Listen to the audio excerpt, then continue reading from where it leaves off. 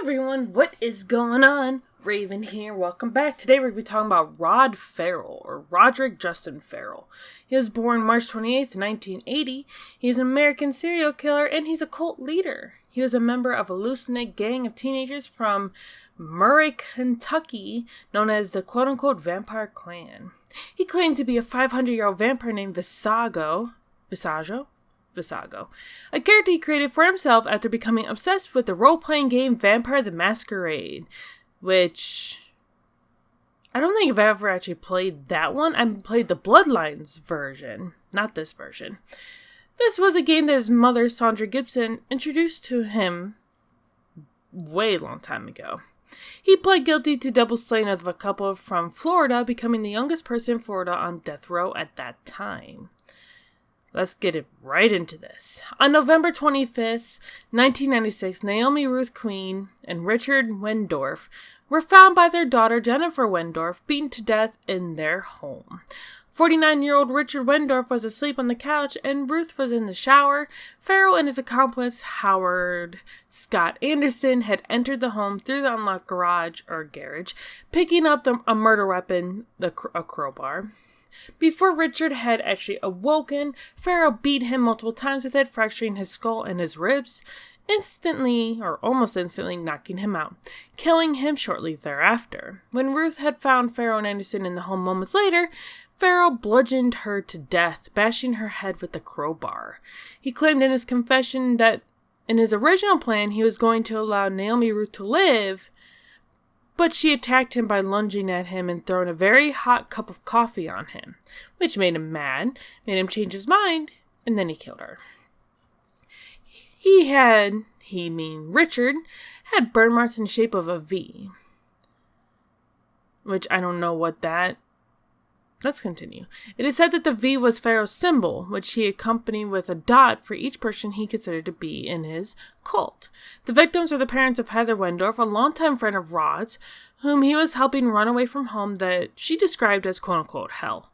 Heather and the other girls that were with Ferrell and Anderson were not allowed in the home when the murders took place.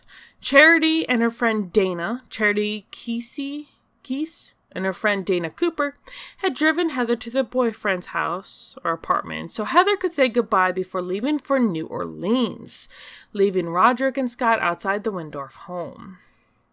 After 4 days and driving through 4 states, the group were found in Baton Rouge, Louisiana. It is believed that Ferrell liked a video arcade in New Orleans, and that is where they were headed.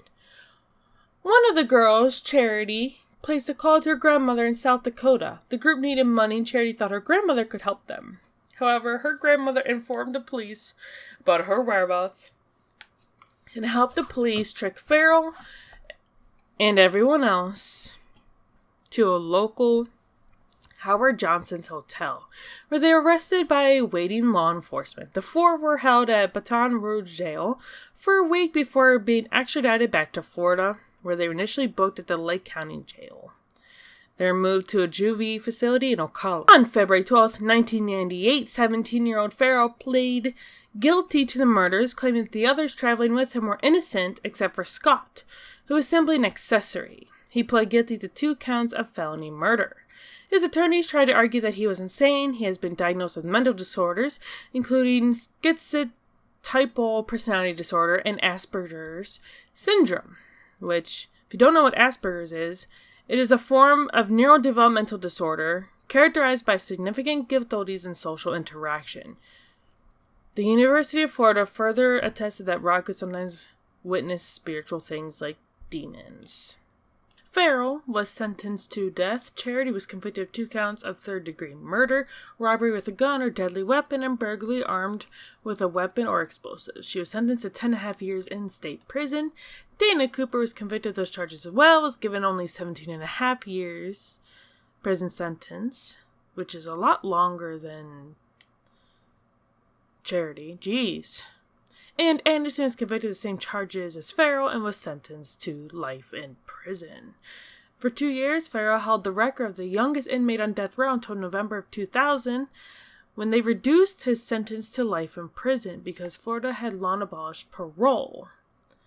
In January 2013, an appellate court dismissed attempts by him and Howard Anderson to get a new sentence hearing. Ruth Rendorf's relatives attended Anderson's resentencing hearing and did not oppose early release.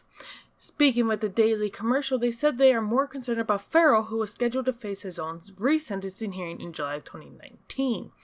His resentencing hearing was then moved to November 18th, then again to April of 2020, where they chose to uphold his life without parole sentence and deemed him irreparably corrupt. So Anderson is currently incarcerated in the Calhoun Correctional Institution, while Ferrell is currently incarcerated in the Tomoka Correctional Institution. What do you guys think of the story? I think it's horrible. But the fact that he wanted to live out a fantasy where he would kill people known as a vampire named Visago, weird. Why would you think you're a 500-year-old vampire? Like, I personally love vampire movies and TV shows and games and things of that nature. But I never went that far as to murder a bunch of people and call myself a 500-year-old vampire. I never did that. Let me know what you think of this video down in the comment section down below. And if you did like today's video, make sure you leave a like on it. Subscribe if you haven't already. And I'll see you all in my very next video. Bye!